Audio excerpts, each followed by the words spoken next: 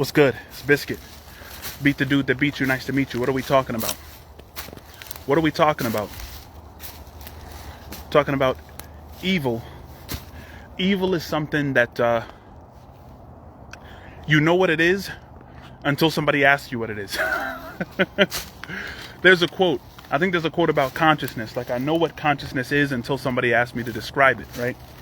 You know what evil is. Like, you feel like you know what it is.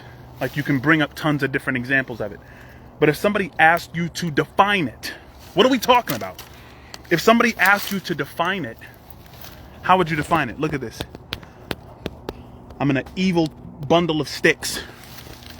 What exactly are we talking about? Listen, if somebody asked you to define what evil is, said, don't just give me examples, but give me a definition. If somebody said, don't just give me examples, but give me a definition of what evil is, what would you say?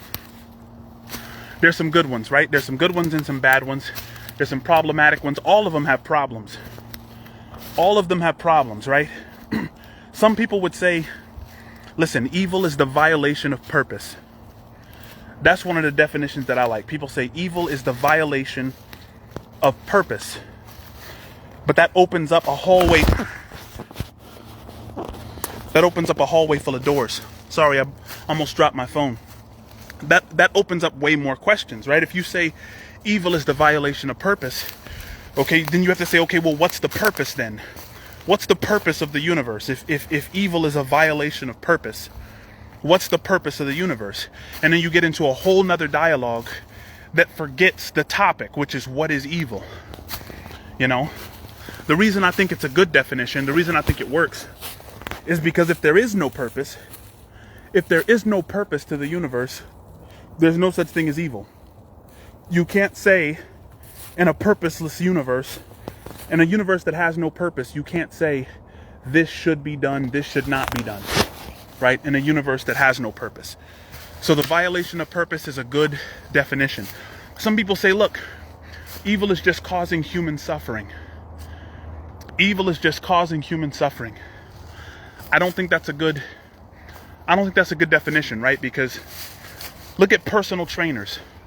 A personal trainer causes suffering, right? Your muscles are ripping, your muscles are tearing in order to build new muscles. Who else causes suffering? A drill sergeant, right? PT. People are suffering going through PT, doing push-ups, doing sit-ups, running 2 miles. Some people say that's suffering. And so you can't say that evil is just human suffering, because you can suffer for a better cause, right? You can give plasma. Shout out to my boy Rick. We used to give plasma all the time. And some people would say, look, that's suffering. But if you're doing something for a greater good and you realize it's for a greater good, that doesn't qualify as evil, right? So evil cannot just be suffering or whatever causes suffering. It has to be more than that. Remember, personal trainers cause suffering. Drill sergeants cause suffering. But it's for a greater good. It's to cause muscle growth. So evil has to be more than just human suffering. Well, you might say, well, look, it's causing human suffering where the person who's suffering doesn't know it's for a greater good, right? Maybe you're just causing suffering and the person who you're inflicting the pain on doesn't think that it's for a greater good. Maybe that's what evil is. But then you got to think of doctors that give children a shot. I used to hate getting shots when I was a little kid. They used to terrify me, but it was for a greater good. Even though I didn't understand it at the time. I think when people define evil as human suffering, they're not really thinking about what the greater purpose of that suffering might be. I don't think that's a good definition for evil. I don't agree with the utilitarian, the ends justify the means definitions of evil. There's way too many holes, right? You know, some people say that evil has no ontological status. That evil doesn't have... It's not an actual thing. It's a subtraction from a thing. People say that evil has a parasitic relationship on the good, right? That evil is not like... Evil's like a hole in a table. It's not something. It's a subtraction from something. And I think that definition is getting somewhere. I think that makes a lot more sense. Look, that's the hill. That's climbing all the way up, right? what is evil? What does evil mean? The violation of purpose is a great definition. I think another good definition is that evil is the pursuit of good in a twisted way. Chew on that one for a second. Evil is the pursuit of good in a twisted way. I mean, think of somebody doing evil for the sake of itself. I don't think you can give me an example of that. Somebody doing evil just because it's evil, without any perceived good attached to it. Give me an example of that. Even if somebody were to steal something, right? Steal something for their own pleasure. If you were to steal something for your own pleasure, pleasure is good. You just went the wrong way about it, right? You achieved that pleasure in a twisted way, which makes it evil. But the pleasure itself is a good, right? And so some people define evil as the pursuit of pleasure in a twisted way. And I think that there's some sense to that. My man Zach said, I think evil is largely subjective. Something that is done for the sole purpose of ill intent against one another, where there is no discernible benefit for the person the act is being done upon. No discernible benefit, right? Zach, I see you. Shout out to you. Thanks for the comment. No discernible difference. So Zach said evil is something done for the sole purpose of an intent against one another, right? The sole purpose of ill intent. I don't know that evil exists in that case, right? Because let's think of the sole purpose of ill intent. Can you give me an example of something which was done for the sole purpose of ill intent? Like even somebody being tortured for information, right? The end goal is access to that information. Though it's a twisted way to get at it, which is evil, right? It's a twisted way to get at that information. Information is the goal, right? It's not torturing for the sake of itself. You might even go so far as to say, well, evil is torturing somebody just for the pleasure of it, right? But pleasure is not evil. Pleasure is good. The opposite is pain. So even in that scenario, you're seeking pleasure in a twisted way, which makes it qualify as evil. Which makes it qualify as evil, right? What are we talking about? Dustin Lewis said we need you on Sky Tier this year. Battle rap has been crazy for me in the first quarter. I had 3 battles cancel. I had the XQZ battle cancel. It's not XQZ's fault. Shout out to him. I had a XL cancel my battle on Gate to the Garden. And I had Dre Vicious cancel my URL battle. That's 3 months, 3 cancels so far. I'm almost at the top. The top is dope. It's not easy though. There's no, like, this is a deer trail. Look at this.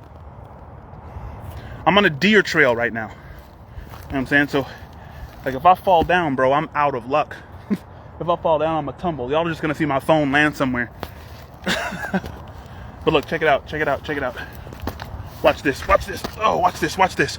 Oh, got to the path. I'm in the clear now. What are we talking about? Here's the reward. Yeah, buddy. We're talking about evil right now. Evil is based on perspective. Evil is based on perspective. So you're the second person now to suggest to me that evil is subjective. And I don't think that that's the case, right? It would violate the principle of credulity. Think about this. We evolved to feel this deep sense of objective morality. I think even most religions, they are fundamentally similar in their idea of what evil is, and only superficially different, right? Because morality feels objective to the common person, the burden of proof is on you to show that good and evil are subjective concepts. I deny that outright. I don't think that good and evil are subjective at all. You're telling me that whether or not to kill a person is like whether or not I think ketchup is delicious? No, bro. No, bro. One of them is objectively wrong and the other is subjectively delicious, right? Whether or not to kill someone is not a subjective thing that's based on your feelings. right? And we're not going to do the might makes right philosophy either. We can't appeal to the population to say that because the population is vast, who assumes that killing is wrong, then that makes it objective. No, something objective is mind independent. It doesn't depend on minds at all. You see this plaque here? See this plaque by the river? This plaque is here regardless of whether or not I think it's here. Even if I'm blind and I don't notice it's here, it's objectively here. It's not mind dependent, right? Morality is that same way. Morality is mind independent. Until we get some good evidence from the subjective, moral thinkers that that isn't the case. We're going to need really good evidence too. You're making a full color spectrum argument into a black and white debate. You mean subjective and objective? I don't know that there's any other category. All right? I mean, if you're saying I'm black and white, then I'm creating a false dilemma. Give me a third option. If it's not a false dilemma, if there's some other category I'm not thinking of besides subjective and objective, what else is there? I don't know of any middle ground.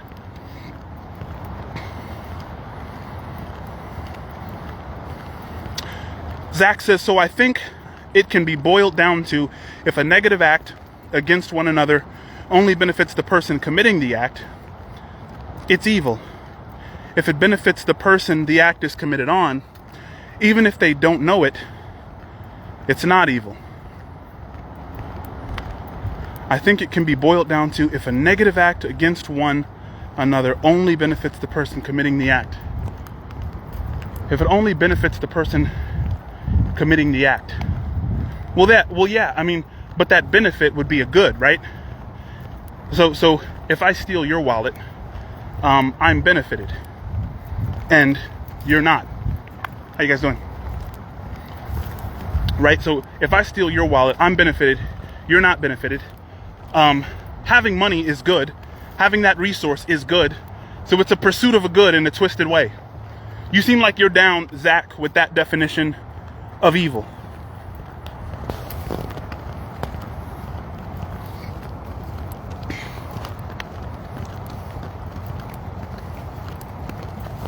Right. So Zach Cook said murder for pleasure, serial killers, right? But pleasure is good, right? Would you agree?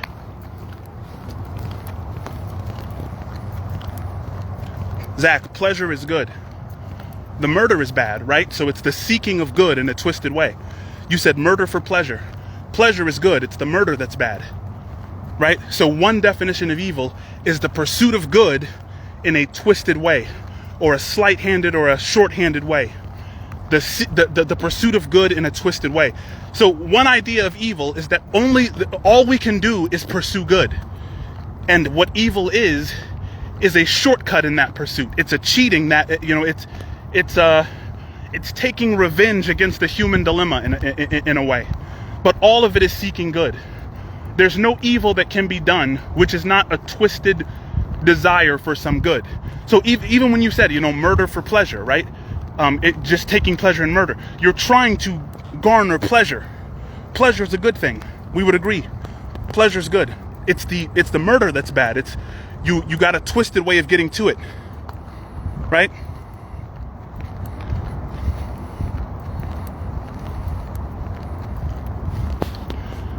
So look, I wanted to run this down again, right? The definitions of evil that I'm familiar with. Definition A, evil is a violation of purpose. The reason I think that's powerful is because if there is no purpose to the universe, if the universe has no purpose, then you have no right to point at this little blue dot floating around in space and the accidental organisms that are racing across it. Point at one organism and say you ought to do something else. Remember, classical ethics is the is-ought distinction. What's the difference between what is and what ought to be? How do you arrive at an ought from an is? If we are just an is that is accidentally here on this floating ball, right? How can you say that whatever we do isn't exactly what we ought to be doing? What law are you appealing with? What law are you appealing to?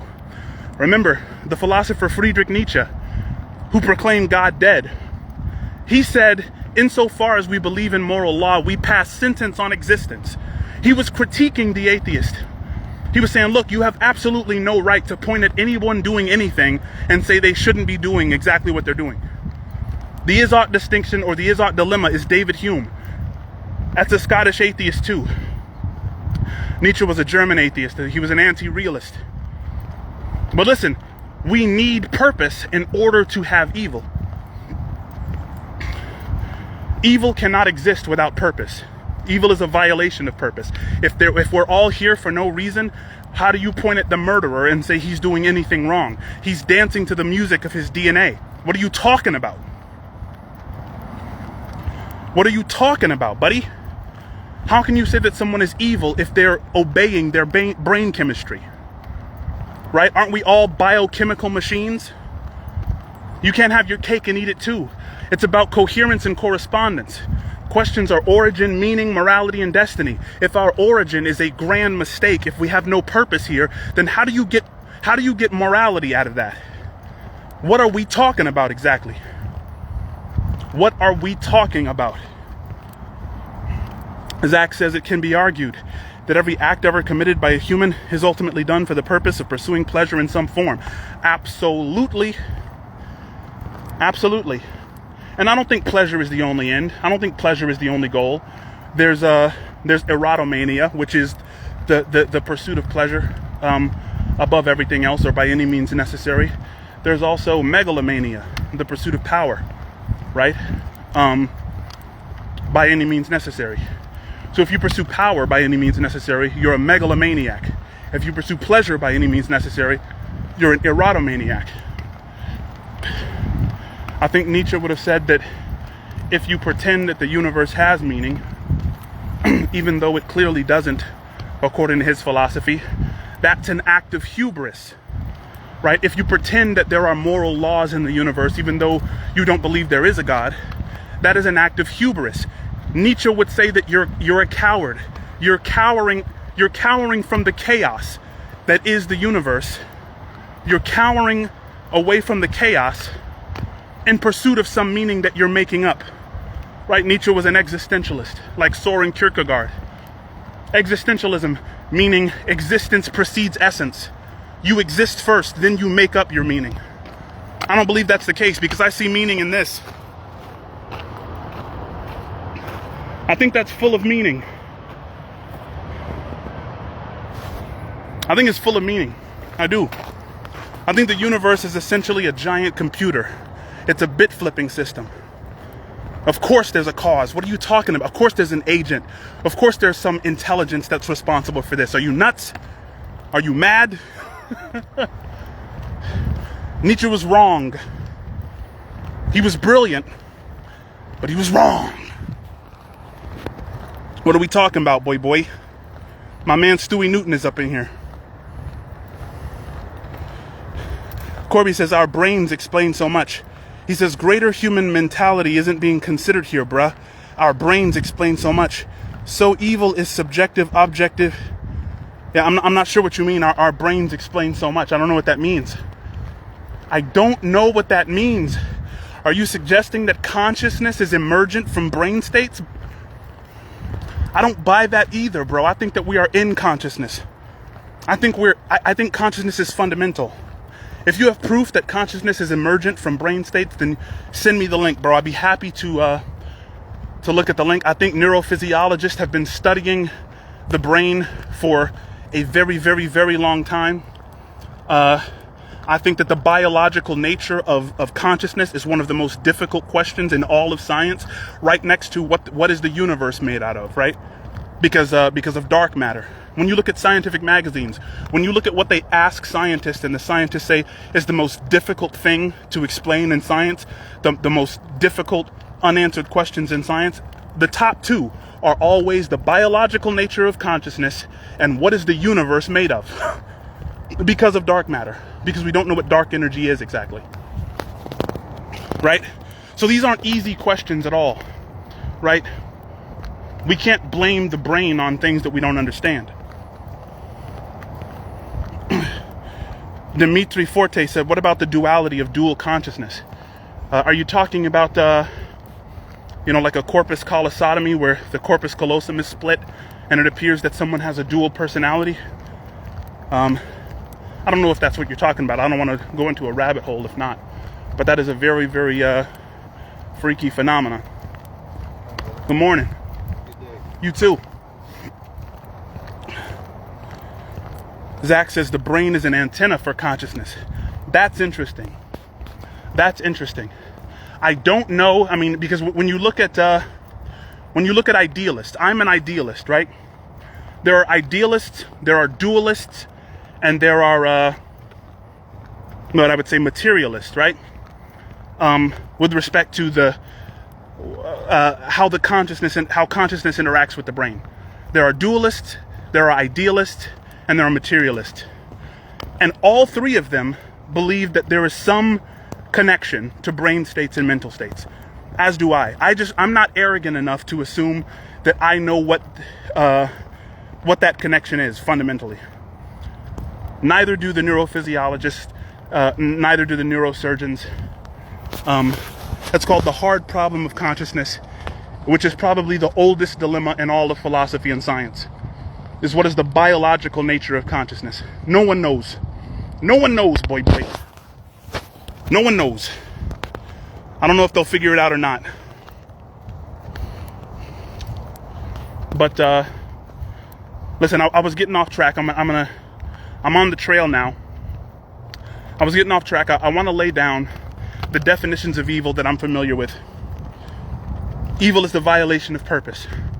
That to me is the best definition of evil that I've heard so far, because without purpose, evil does become subjective. Without purpose. And if evil is subjective, then it doesn't matter, right? If evil is subjective, it doesn't matter. It becomes arbitrary. You're picking things that you don't like and calling them evil. Or the society is choosing things that they don't like and they call them evil, right?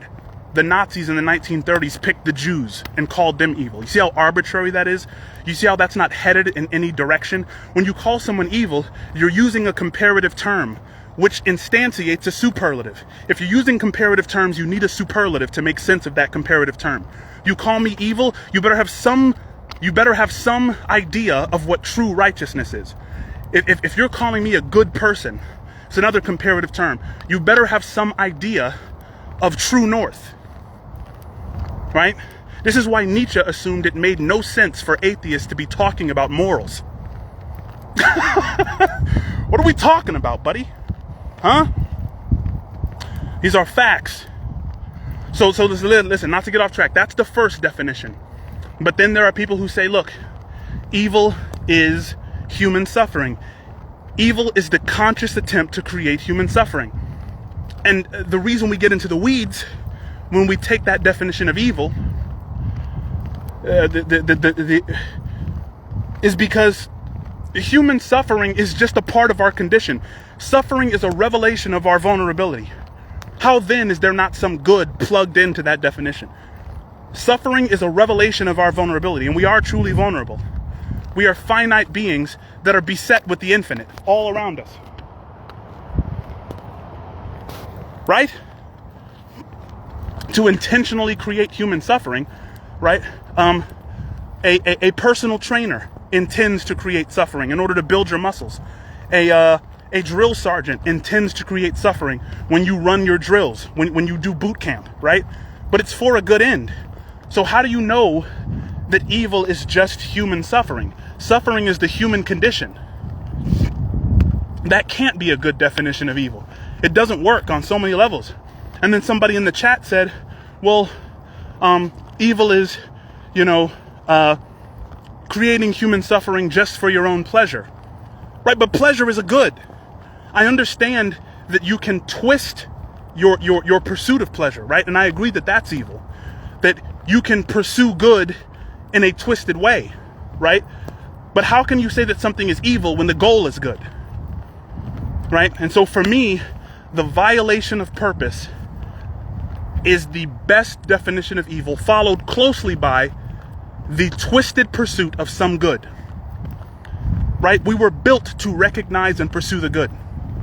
We were built to recognize and pursue the good. We can't do anything else. Even evil is a twisted pursuit of good. Big facts. Big facts, buddy. And I'm an autodidact. Look, I taught myself these things. I shouldn't say taught myself, right? I have a myriad of teachers, is what I should say. People who are friends of mine, goofballs that I see on YouTube, you know. So what I'm saying is that anyone can contradict what I'm saying. Take what I'm saying with a grain of salt, right? These are my beliefs. When I say big facts, that just means I'm confident, right? Confide, with faith. What are we talking about? Corby says, we weren't given a purpose by God. We were given it by each other. We weren't given a purpose by God. We were given a purpose by each other. So are you suggesting that the Nazis gave the Jews their purpose? That the murderer gives his victim his purpose? Is that what you're saying? If humans give each other their purpose, there is no violation. Because that means whatever I do to you is my purpose to do it to you. You see how that just runs against itself? You see how that's self-referentially incoherent? We need something that sticks. We need a premise that can't be so easily attacked as that. Corby bit the bullet. He said yes. Look, at least you're consistent, bro. But that's the intellectual price tag of, you know, naturalism, materialism, atheism. I don't know if you're a naturalist, materialist, or atheist, but man, the price tag is too high. I cannot pay that price, right? I would be in contradiction. My heart can't be in contradiction with my mind. My heart cannot be in contradiction with my mind. The intellectual price tag is too high for me to go there with you, but I'm glad you're being consistent.